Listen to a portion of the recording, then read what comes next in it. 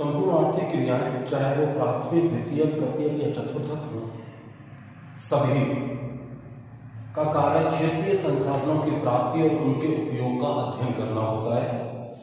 ये संसाधन मनुष्य के जीवित रहने के लिए आवश्यक है। मनुष्य जिंदा रहे उसके लिए बहुत ज्यादा जरूरी है। सभी क्रियाओं को द्वितीयक व्यवसाय कहते हैं, जिसके अंतर्गत प्राकृतिक संसाधनों को परिष्कृत कर यानी उनको शुद्ध करके उनका रूप बदलना और जीवन यापन के लिए अधिक उपयोगी बनाने संबंधी क्रियाएं संपन्न होती हैं। द्वितीयक आर्थिक गतिविधियों के द्वारा प्राकृतिक संसाधनों का मूल्य बढ़ जाता है। द्वितीय क्रियाओं के द्वारा प्राकृतिक संसाधनों का मूल्य बढ़ जाता है। छोटा सा उदाहरण है, गेहूं का भाव 15-16 रुपए केजी होता है, जबकि आटे का भाव 20-25 रुपए केजी होता है। कारण क्या है? उसका रूप परिवर्तन हो जाता है। वो गेहूं का होता है, गेहूं को अपन खा नहीं सकते, सीधा नहीं खा सकते ना, जबकि जैसे गेहूं से आटा बनाया जाता है उसके बहुत सारे उपयोग बढ़ जाते हैं। आप उससे बिस्किट बना सकते हैं, आप उससे ब्रेड बना सकते हैं, रोटियां तो अपन बनाते हैं और दूसरी चीजें भी बनती है। तो जैसे ही प्राथमिक उत्पाद से प्राप्त किसी वस्तु का रूप परिवर्तन होता है, उसका उपयोग बढ़ जाता है और जैसे उपयोग बढ़ता है उसकी कीमत भी बढ़ जाती है। द्वितीय आर्थिक गतिविधियों के द्वारा प्राकृतिक संसाधनों का मूल्य बढ़ जाता है। द्वितीय व्यवसायों के 10 मुख्य समूह में बांटा जा सकता है, जैसे इंजीनियरिंग उद्योग, निर्माण उद्योग, इलेक्ट्रॉनिक उद्योग, रासायनिक उद्योग, शक्ति उद्योग, वस्त्र उद्योग, भोजन व पेय पदार्थ उद्योग, धातु कर्म उद्योग, प्लास्टिक उद्योग और परिवहन व संचार उद्योग। तो सबसे पहले हम बात करेंगे बेटा जी आज विनिर्माण उद्योग की। तो विनिर्माण उद्योग का है अर्थ होता है प्राथमिक उत्पाद से प्राप्त कच्ची सामग्री को शारीरिक अथवा यांत्रिक। अब देखिए कैसे, जैसे मान लीजिए प्राथमिक उत्पाद से प्राप्त हमें गन्ना हुआ, शारीरिक शक्ति से आपको देखो पहले गन्ने की मशीन को हाथ से चलाया जाता था, हाथ से घुमा के चलाते थे ना, वो शारीरिक शक्ति हो गई। यांत्रिक शक्ति आज हम उसको मोटर से चलाते हैं गन्ने के रस को निकालने के लिए। परिचालित औजार की सहायता से पूर्व निर्धारित और नियंत्रित, पहले से हमने फिक्स किया होता है कि उससे जूस निकालना है, उस जूस को निकाल के फिर उससे चीनी बनानी है, उसकी प्रोसेस हमने पहले से फिक्स की हुई होती है। वस्तुओं में बदलना, विनिर्माण उद्योग के नाम से अक्सर ये भ्रांति हो जाती है कि केवल बृहद स्तर के उद्योग होते हैं। विनिर्माण उद्योग का मतलब बहुत बड़े उद्योग नहीं, ऐसा नहीं है। ये किसी भी स्तर पर हो सकता है। इस अर्थ में अति साधारण वस्तुओं यथा मिट्टी से मिट्टी के बर्तन व खिलौने बनाने से लेकर भारी निर्मित वस्तुएं जैसे बड़ी मशीनें, जलयान, भारी रसायन बनाने के संबंधी आदि सभी उद्योग सम्मिलित हैं। निर्माण उद्योग में प्रयोग किए जाने वाले पदार्थ प्राकृतिक दशा में कच्चा माल कहलाते हैं और जैसे धातु, लकड़ी, कपास आदि ये संशोधित पदार्थ भी होते हैं और इस्पात और उनके यंत्र व कलपुर्जे बनाए जाते हैं। चिरी हुई लकड़ी जिससे कागज व लुगदी बनाई जाती है, कपास से जिससे धागा या वस्त्र बुने जाते हैं। किसी भी देश में निर्माण उद्योग के साथ उसकी राष्ट्रीय आय बढ़ती है। जैसे जैसे उस देश में जितने ज्यादा निर्माण उद्योग होंगे उस देश की राष्ट्रीय आय उतनी ज्यादा होने की संभावना बनती है। चाहे उनके विकास के लिए आवश्यक भौगोलिक दशाएं उपलब्ध हों, उद्योगों की अवस्थिति व विकास को प्रभावित करने वाले कारकों को एक आरेख के द्वारा दिखाया गया। उद्योगों की अवस्थिति निम्न कारक प्रभावित करते हैं। तो सबसे पहले अपन उनके कारकों की बात करें तो कच्चा माल, जो फर्स्ट कारक है जी उद्योगों की स्थिति को प्रभावित करने के लिए वो कच्चा माल। उद्योगों की स्थापना केवल उन्हीं स्थानों पर हो सकती है, हाँ सभी, तो किसी भी उद्योग के विकास के लिए कच्चा माल सुगमता पूर्वक यानी आसानी से पर्याप्त व सस्ती दरों पर प्राप्त होना चाहिए। अतः अधिकतर उद्योग खदानों, वनों, कृषि क्षेत्रों अथवा समुद्री क्षेत्रों के निकट ही अवस्थित होते हैं, यानी जहां से उन उद्योगों के लिए जरूरी कच्चा माल उन्हें सस्ती कीमत पर और आसानी से और लगातार मिलता रहे, उसी क्षेत्र में उद्योग स्थापित किए जाते हैं। ऐसा ना होने पर उनका परिवहन बढ़ जाएगा। अगर किसी भी वस्तु को वो दूर से मंगाएंगे तो उस वस्तु को फैक्ट्री तक लाने पर जो ट्रांसपोर्टेशन कॉस्ट होगी और वो ट्रांसपोर्टेशन कॉस्ट बेटा जी लास्ट में प्रोडक्शन कॉस्ट में जुड़ जाती है और वस्तु महंगी हो जाएगी, महंगी वस्तु बाजार में खरीदी नहीं जाएगी। इसलिए अधिकांश लोहा इस्पात उद्योग कोयले की खानों के पास, लोहे की खानों के पास अथवा कोयला व लोहा इसकी खानों के बीच किसी अनुकूल स्थान पर स्थापित की जाती है। फल, सब्जियां, दूध, मछलियां शीघ्र खराब होने वाले कच्चे माल पर आधारित उद्योगों को कच्चे माल के स्रोत के नजदीक लगाया जाता है। लेकिन कुछ वस्तुएं ऐसी भी होती हैं जिनकी निर्माण प्रक्रिया में भार की कमी नहीं होती। उदाहरण के लिए अगर आप 1 टन रुई लेते हैं तो उससे 1 टन ही धागा बनेगा और 1 टन धागे से 1 टन ही कपड़ा बनेगा। ठीक है ना, तो उसको कहीं कोई प्रॉब्लम नहीं आती, इनको कहीं भी स्थापित किया जा सकता है। जैसे 1 टन रुई से 1 टन सूत का निर्माण होता है, इसलिए जापान में, ब्रिटेन में सूती वस्त्र उद्योगों के लिए कपास संयुक्त राज्य अमेरिका, मिश्र व भारत से आयात की जाती है। जापान जैसे कुछ देश ऐसे भी जहां उद्योगों के विकास में कच्चे माल का कोई विशेष महत्व नहीं, क्योंकि जापान का अधिकतर कच्चे माल दूसरे देशों से आयात किए जाते हैं। चलिए फिर अपन बात करें शक्ति के साधन। कोई भी उद्योग हो उसको चलाने के लिए, उसमें जो मशीन है उनको चलाने के लिए किसी न किसी शक्ति के साधन की जरूरत पड़ती है। वो शक्ति का साधन अपन बात करें तो शक्ति का साधन बेटा कोयला हो सकता है, पेट्रोल हो सकता है, इलेक्ट्रिसिटी हो सकती है, डीजल हो सकता है, और ये सारी की सारी चीजें उद्योगों को चलाने में काम आती है। तो जिन क्षेत्रों में शक्ति के साधन आसानी से और पर्याप्त मात्रा में उपलब्ध होते हैं, उद्योग धंधे वहीं लगाए जाते हैं। तो शक्ति के साधनों को सुचारू और सुगम रूप से मिलना उद्योगों के केंद्रीकरण और विकास के लिए आवश्यक है। शक्ति के प्रमुख साधन में कोयला, पेट्रोलियम, जल, विद्युत, प्राकृतिक गैस और परमाणु ऊर्जा शामिल है।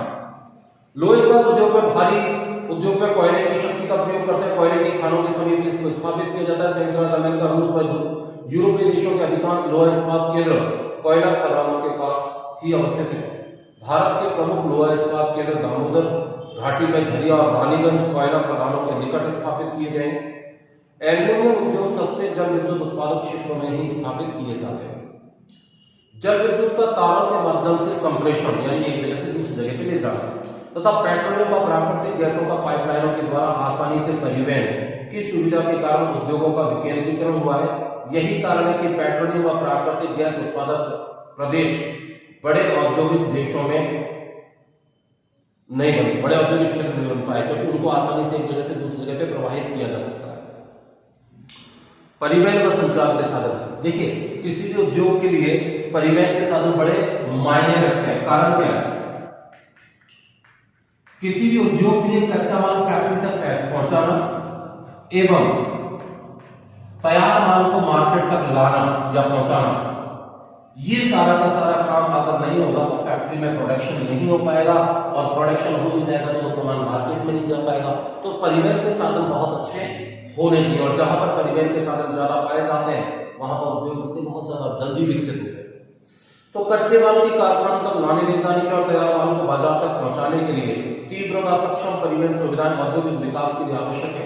परिवहन लागत का औद्योगिक इकाई की अवस्थिति में महत्वपूर्ण स्थान होता है। पश्चिमी यूरोप व उत्तरी अमेरिका के पूर्वी भाग में विकसित परिवहन तंत्र के जाल की वजह से ही सदैव इन क्षेत्रों में उद्योगों का जमाव होता है। एशिया, अफ्रीका व दक्षिणी अमेरिका के अधिकांश देशों में परिवहन के साधनों की कमी के कारण औद्योगिक विकास कम हो पाया।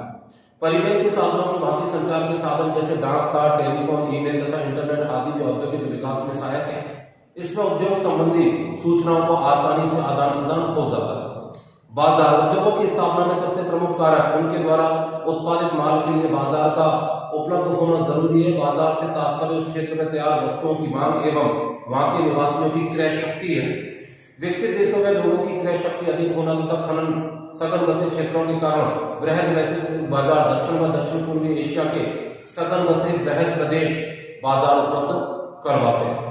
कुशल श्रमिक, नेक्स्ट जो है कुशल श्रमिक। आप देखिए किसी भी मशीन को चलाने के लिए, किसी भी सामान को बनाने के लिए उस काम में परफेक्ट श्रमिक का होना बहुत जरूरी है। अगर उस काम में परफेक्ट नहीं होगा तो प्रोडक्ट खराब हो जाएगा।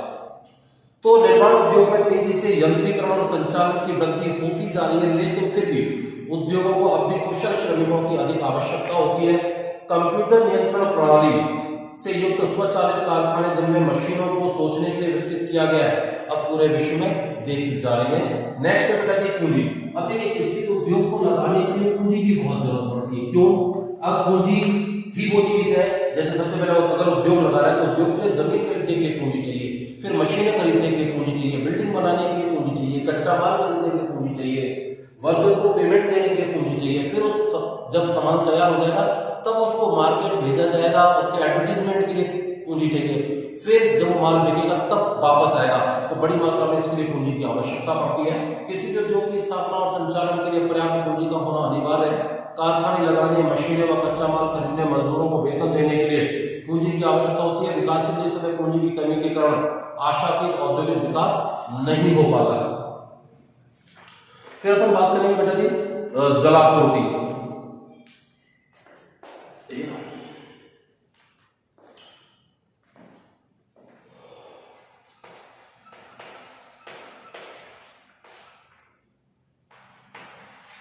लगभग हर उद्योग में पानी की जरूरत पड़ती है।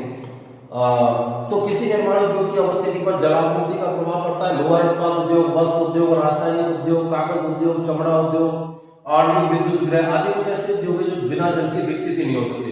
अतः ऐसे उद्योग किसी स्थायी जल स्रोत के नजदीक लगाए जाते हैं ताकि लगातार और बड़ी मात्रा में उनको पानी की प्राप्ति हो पाए। जलवायु उपयुक्त और स्वास्थ्यप्रद जलवायु भी। नेक्स्ट है जी जलवायु।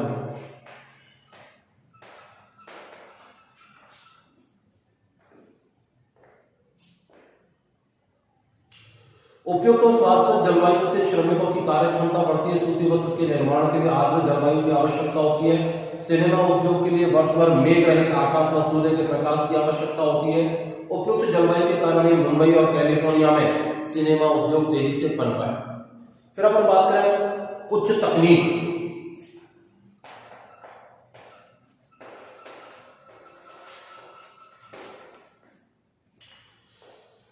तो उच्च तकनीक के द्वारा ही विनिर्माण की गुणवत्ता को नियंत्रित करने और अपशिष्टों के निस्तारण तथा प्रदूषण के विरुद्ध कार्य संभव है। आजकल उद्योगों की स्थापना में साथ ही पर्यावरण संरक्षण के पहलुओं पर भी ध्यान देना आवश्यक है। ऐसा उच्च तकनीकी ज्ञान से युक्तियों से ही संभव है। सरकारी नीतियां, किसी भी देश की सरकार की नीतियां भी उद्योग के विकास को प्रभावित करती है। यदि किसी देश की सरकार वहां उद्योगों का राष्ट्रीयकरण कर रही है तो विदेशी कंपनियां वहां उद्योग नहीं लगा पाएंगी। इसके विपरीत यदि टैक्स में छूट अथवा अन्य सुविधाएं दी जाती हैं तो उद्योग के विकास की संभावनाएं बढ़ जाती हैं।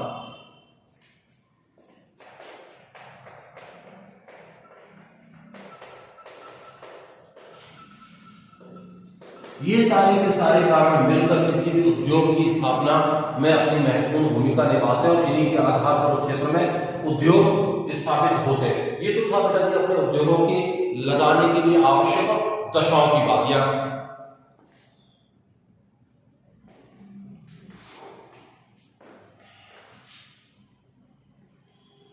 अब अपन बात करेंगे बेटा जी विनिर्माण उद्योगों का वर्गीकरण। तो विनिर्माण उद्योगों का वर्गीकरण उनके आकार, कच्चे माल, उत्पाद और स्वामित्व के आधार पर होता है। तो सबसे पहले अपन उसका वर्गीकरण करेंगे आकार के आधार पर।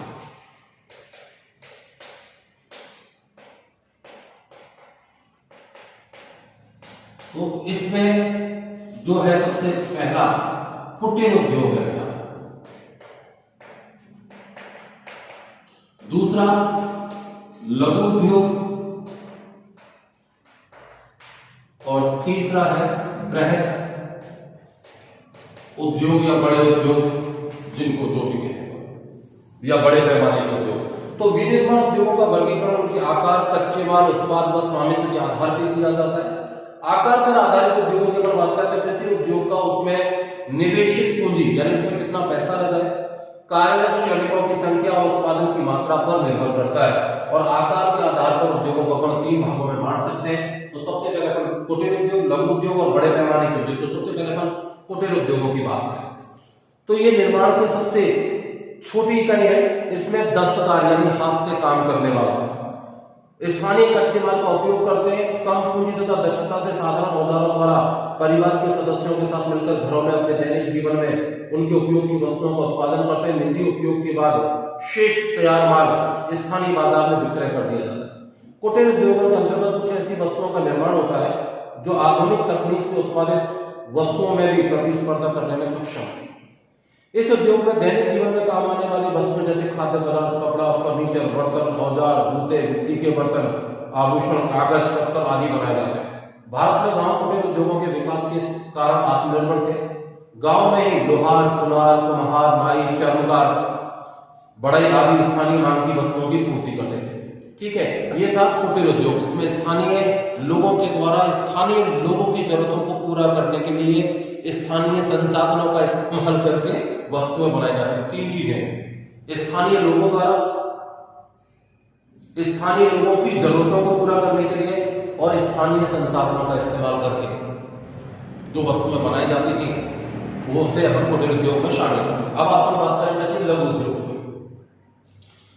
इन्हें छोटे पैमाने के उद्योग भी कहते हैं। इसमें स्थानीय कच्चे माल का उपयोग किया जाता है। इसमें अर्धकुशल श्रमिकों व शक्ति के साधनों को चलने वाले यंत्रों का प्रयोग किया जाता है। ये उद्योग विकासशील देशों की सघन मसीह जनसंख्या को बड़े पैमाने पर रोजगार उपलब्ध कराते हैं। इसमें स्थानीय लोगों की क्रय शक्ति बढ़ती है। लघु उद्योग तथा कुटीर उद्योगों में मुख्य अंतर यह है कि लघु उद्योगों में मशीनों एवं चालक शक्ति का उपयोग किया जाता है तथा वैतनिक श्रमिक भी रखे जाते हैं, जबकि कुटीर उद्योगों में ऐसा नहीं होता। कपड़े, कागज का सामान, खिलौने, मिट्टी के बर्तन, फर्नीचर, डेयरी उत्पाद, खाने के तेल निकालने के उद्योग, बर्तन, धातु के बर्तन और चमड़े आदि का सामान इसमें बनाया जाता है। अब अपन बात करेंगे बेटा जी बड़े पैमाने के उद्योग या बड़े उद्योग या बृहद उद्योग। बड़े पैमाने के उद्योगों के लिए विभिन्न प्रकार के कच्चे माल, शक्ति के साधन, विशाल बाजार, क्योंकि उनका जो उत्पाद होता है बड़ी मात्रा में। देखिए इनको सब कुछ बड़ी मात्रा में चाहिए। क्षेत्रफल जहां पर ये लगाया जाता है उद्योग बड़ी मात्रा में, पूंजी बड़ी मात्रा में, कच्चा माल बड़ी मात्रा में, श्रमिक बहुत बड़ी मात्रा में, उत्पादन जो तैयार होता है बड़ी मात्रा में, उसको बेचने के लिए वैश्विक बाजार की जरूरत पड़ती है। इसलिए इन उद्योगों के सूत्रपात औद्योगिक क्रांति के बाद ही हुआ था। इन उद्योगों में उत्पाद में गुणवत्ता पर विशेष ध्यान दिया जाता है।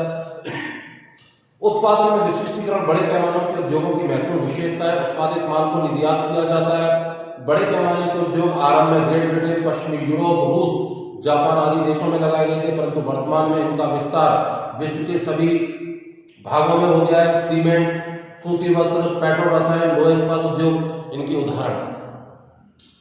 कच्चे माल पर आधारित उद्योग,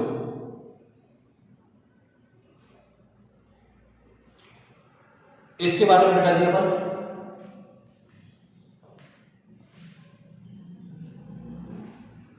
कल चर्चा करेंगे। Thank you.